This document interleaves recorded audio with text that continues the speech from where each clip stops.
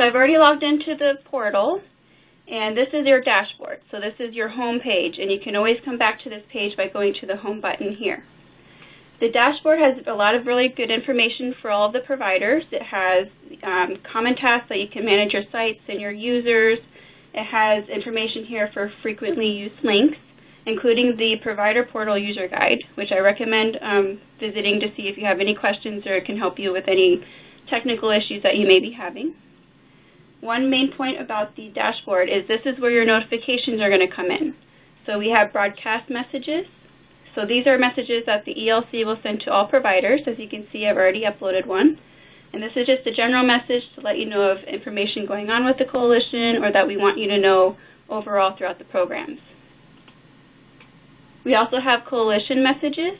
So these are individual messages to you, to your particular site.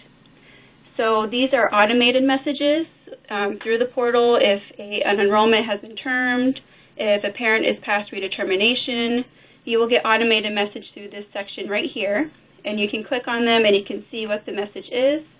It'll tell you who it's from and what the message will state. These will also be individual messages from staff members at the ELC to you individually per their login. So we will send you messages as far as child enrollments or anything else pertaining to your specific site. We're not going to go to the enrollment screen. We're going to go to enrollments first because the enrollment part is a very important aspect of your attendance. And I want to show you your enrollments so that we know that those are up to date before you start your attendance. So you go to enrollments, manage SR enrollments, view, edit SR enrollments. You can see I already have some children enrolled, and all of your children should be here. If there are some missing, we are working through some issues, but we will have them all there eventually.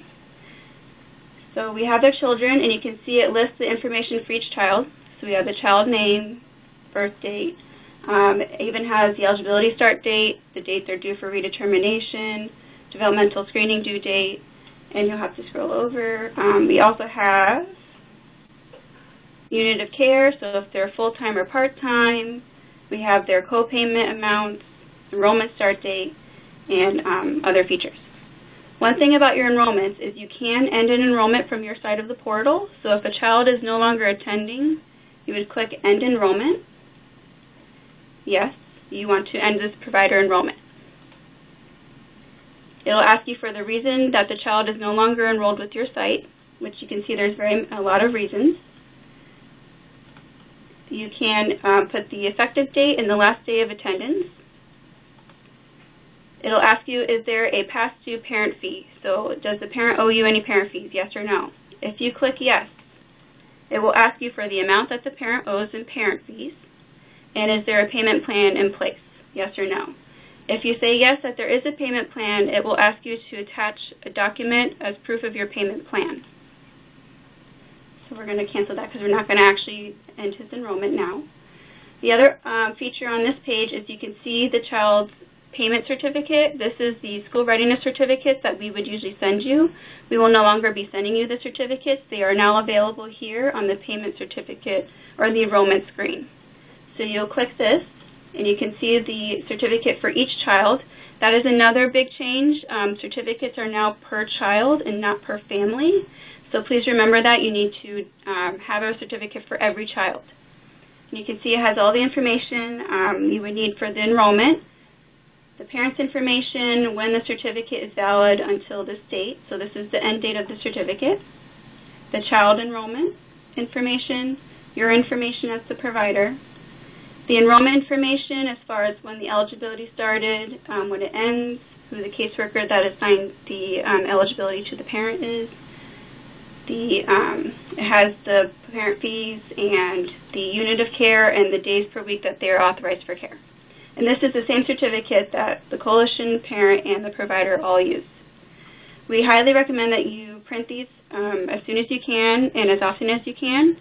You can print them and keep a hard record. You are required to keep records of your school readiness certificates. You can either keep a hard record or you can keep a record on the computer so you can download it and keep it somewhere on your computer as a file. So you can see there's a print button right here. So we're going to go back to the enrollment screen.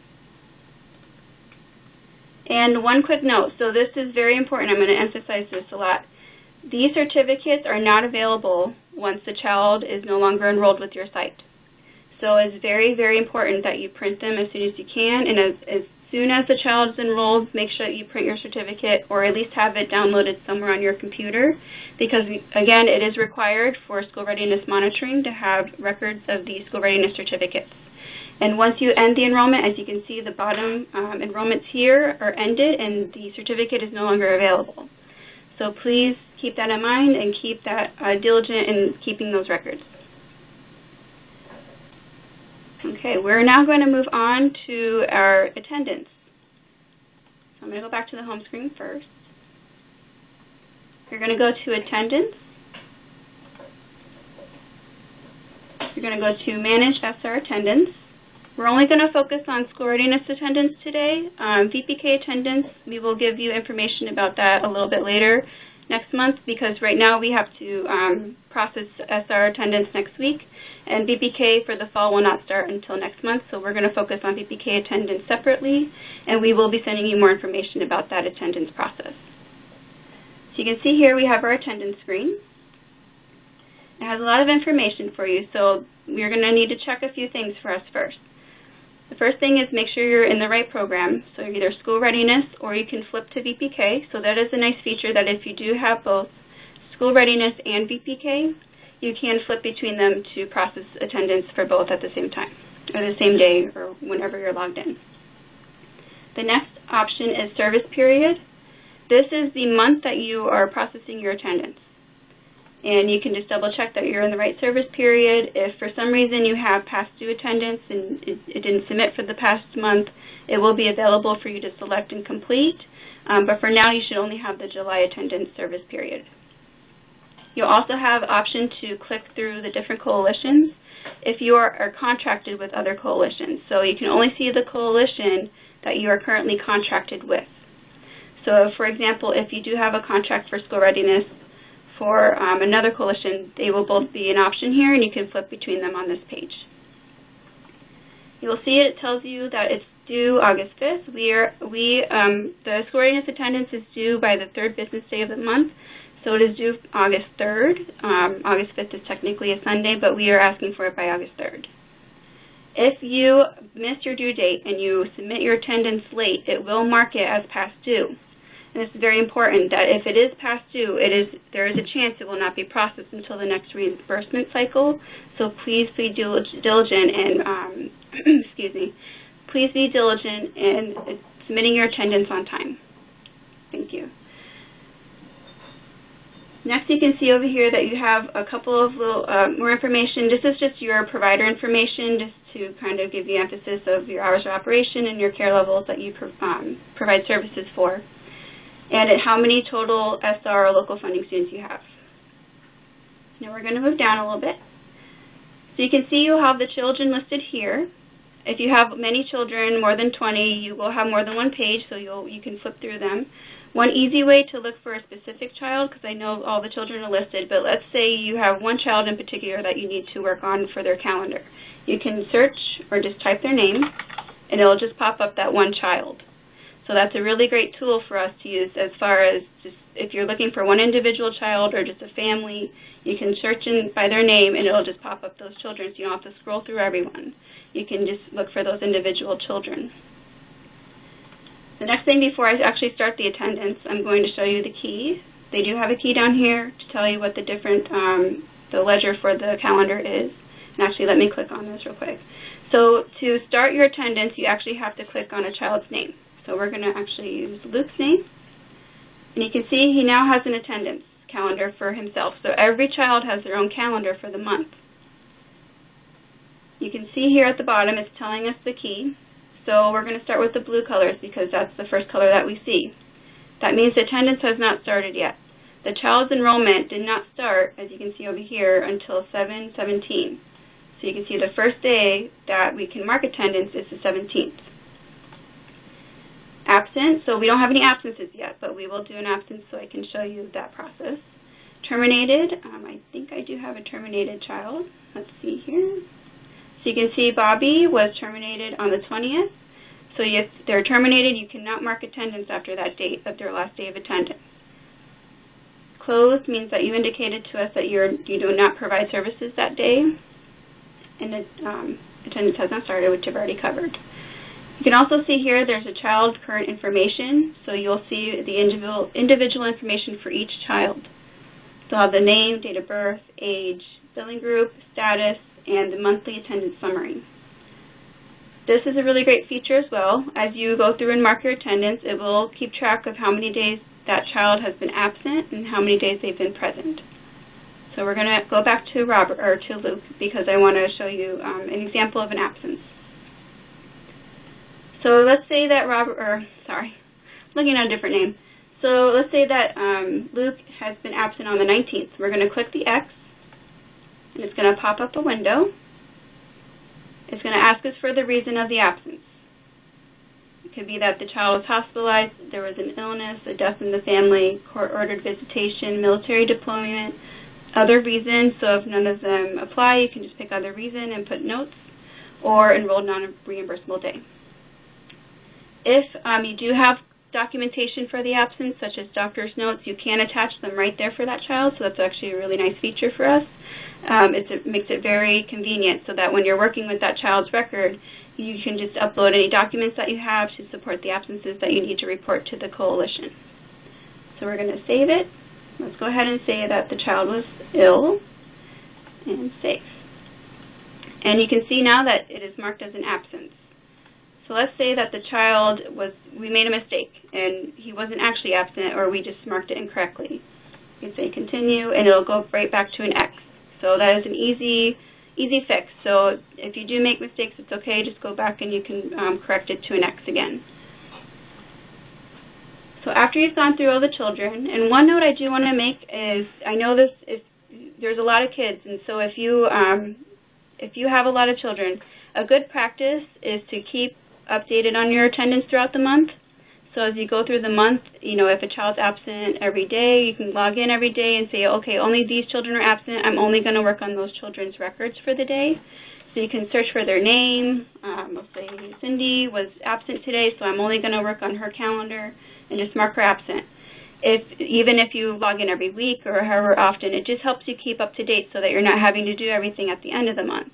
Because if you wait until the end of the month, you have to go through every child and make sure those absences are recorded. And so I just want to kind of point that out as a good practice, that if you can, please continue your attendance throughout the month. It makes it easier towards the end, where you can then go back and double check everything, and you don't have to go through every single child's record on the attendance sheet. They have a summary here as well, so you can click on the summary. And you can see it lists everyone together, so this is kind of a more familiar view for us because we're used to having a roster. So this is a great way to kind of go through, review your records and your absences, review the children that have been termed, and you can kind of use this as your summary before you submit your attendance for the month. You can print your summary, so if you want to have a paper roster, you can print this. Alright, so let's say we've done our attendance and it's the end of the month, we're ready to submit it. We have a few buttons down here, so you can either save it as you go. You can save and exit, so you do not have to do your attendance all at once. Once you go in and you save whatever you've done, you can always log back in and go back later, so it is something you can go back to. Or you can cancel. So let's say you made some changes, but for some reason it's not correct. So you can cancel whatever you've done to make it go back to where it was when you came in for that day. But let's say everything looks correct, so we're going to go to Submit to Coalition. And it's going to ask you, the service period has not ended yet. Attendance beyond today will be marked non-reimbursable. And again, one quick note. And I apologize, I didn't mention this before. Your attendance feature for the provider portal has not been turned on yet. So you do not have access to your attendance roster. And OEL, they're updating the system as we speak, and they anticipate having attendance by Monday, or the feature available and turned on by Monday. We, the coalition, will notify you when it is available, and I apologize as I'm showing you how to do this, but you don't actually have the feature to work on right now. But that is because OEL is updating the system as we speak, and once they turn on the feature, we will notify you so that you can log in and complete your attendance. We do anticipate that by Monday. So I apologize for not mentioning that earlier. But we will, you'll get this note, so you can say yes, and then we will continue.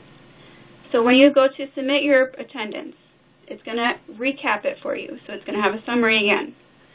It's going to explain all this information up here that this is the attendance that you're submitting. It's going to list all of the children with the roster that you're confirming that this information is correct and that you want to be paid as is on the summary. And it also has a key here as well just to help identify what these mean or what all of these letters mean. It says, by signing this form, I certify that I have examined this SR monthly attendance for payment reimbursement and to the best of my knowledge and belief, the information provided is true and correct. I understand sign-in, sign-out sheets must be maintained for monitoring purposes and may be uploaded to the document library. So that's a good point. You still have to have sign-in, sign-out sheets. Obviously, it's required, and you can upload them to the document library. So to submit the final roster, you're going to enter your name, which I think I can use this one. I'm going to show you an example, so I'm not going to type all the way through. So certified by electronic, and it's going to show me that I didn't type my name in correctly. And it shows me in the parentheses what the name should be that they're looking for, because it's based on how you logged in and the name associated with your login information. So I'm going to continue and submit. And it'll process your attendance and send it to the coalition for review. And you can see here it says attendance was submitted to the ELC of Sarasota County. It gives you the date and the user for the portal who submitted the attendance. Okay, and that concludes my demonstration, and we will continue next with a Q&A session.